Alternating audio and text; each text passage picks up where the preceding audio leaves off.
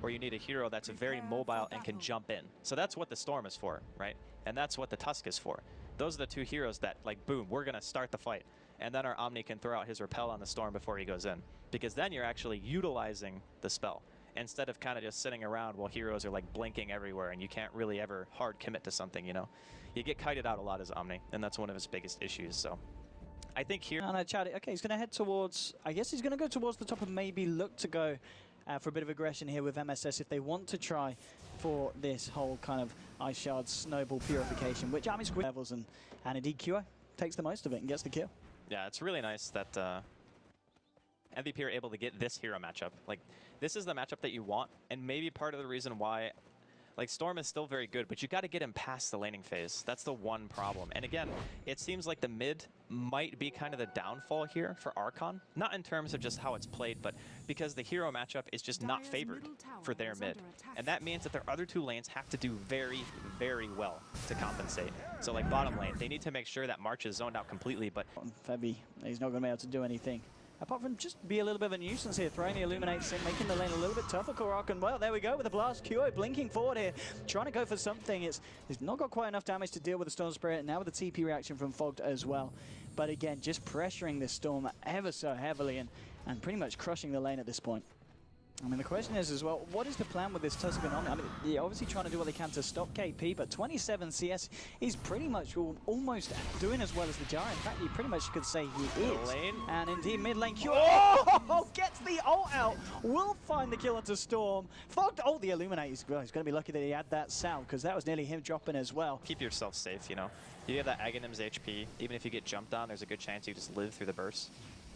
QO, he double backs it towards the mid lane with the Invis. He's just going to pop it straight away. Doesn't really want to look for much. And you were talking about how MVP favor the Dire side. We've certainly been seeing both Nuts and Febby using the jungle to their advantage. I mean, you've got level 7 nearing level 8 on this KOTL, and he's got a point booster already with 700 gold. So it is looking pretty good for this KOTL. He's third on the CS board because of this jungle. This as well, the fact that he was on the courier when we were looking at Febby, he's pretty much got 3/4 of the Aghanims. This is going to be an incredibly fast Aghanim Scepter on the KOTL, which is going to be ridiculously hard to fight into if you're the side of Archon. Once it's daytime and they have that, they can just push every single tower. You get 100% heal from the Illuminate during daytime, which means you're healing for 500 every single Illuminate. 500. That's like half of Queen's HP, even though he's got a point booster and he's going for the Aghanim, so he's not going to go Orchid, but I think like this situation is... Oh, he gets the repel off. It doesn't matter. They even throw down the Purge there as well to make sure there's no way that Chad gets out of it. Haystream top lane, Ush and Chad. Looks like they'll be able to take down this tier 1. Fortification comes out, but it doesn't look like any kind of real defense will come out from the side of MVP. And, well, this is kind of what we expected. Maybe they can start to pressure a bit, but we say that. And Febby's got his Aghanims, man. He's got his Aghanims 15 minutes in. Wow. Position 4. Keeper of the Light. Like, this is this is a huge problem. Like, how are they actually going to push? They need to be able to kill Febby, but he's got 1100 health. He's got more farm than Korok. Yeah. Okay, so the net worth is like, it's barely leading. Very close, but that's your mid-storm against your position 4 Keeper of the Light. We'll see if the side of Archon are able to prove me wrong. Chad and Fogged hiding behind the tree line. They got the vision as well from the KOTL Aghanims. Oh, man. They can see Fogged. There we go. Indeed they can. Hookshot's training, but he's got the blink stolen there. They'll try and chase this one down. Demonic Purge thrown in as well. Fogged is going to have the blink in a second. Yes, he gets it off. But no, QO chases him down there. We'll be able to finish him off with that final bit of burst. He had to recall people in. And there's actually, well, a couple of TPs on Nuts and a TP on QO as well. And here's the split push we're talking about as well. KP here in the top lane. And this is going to be the bit of an issue here for Archon. They have to Do they go for Roche or do they back? They've got to back, and that's going to give Roshan free. There's no tier 2. There's no tier 2 in the top lane. He's just going to go for base. Okay, they're going to jump Febby. The base, I kind of want to look at the base at the same time. I mean, they're going for the fight here, but look, there's an anti-mage on your base, ladies and gentlemen. Korok getting himself out, but they're sticking around here. Archon continues to fight.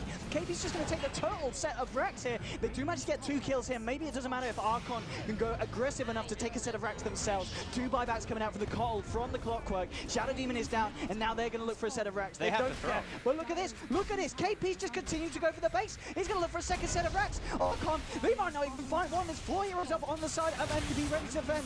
They continue to fight as much as they can. They take down Febby. It's a triple kill here for Croc and Adler for QO.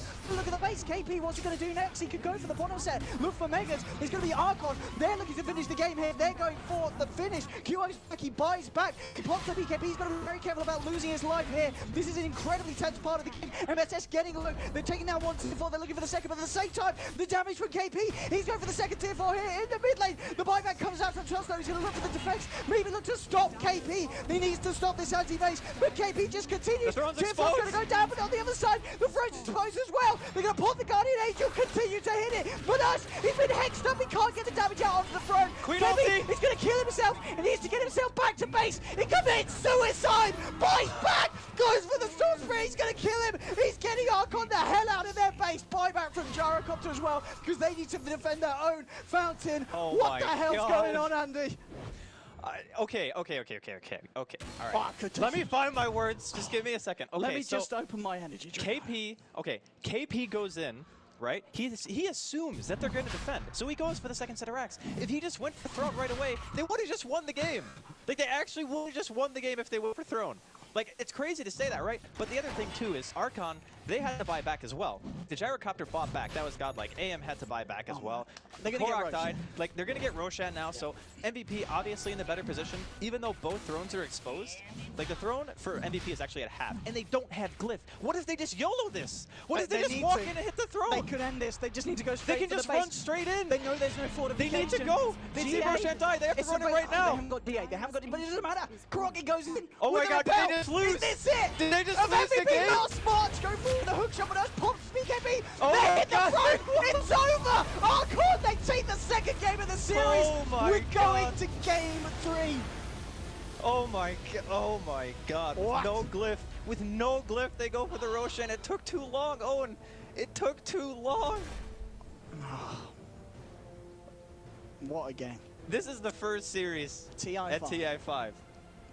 This is the first series. We're Now- going to game 3. We're going to game 3. I don't know what else to say. I mean, if we're going to break it down analytically and we look at the whole like exchange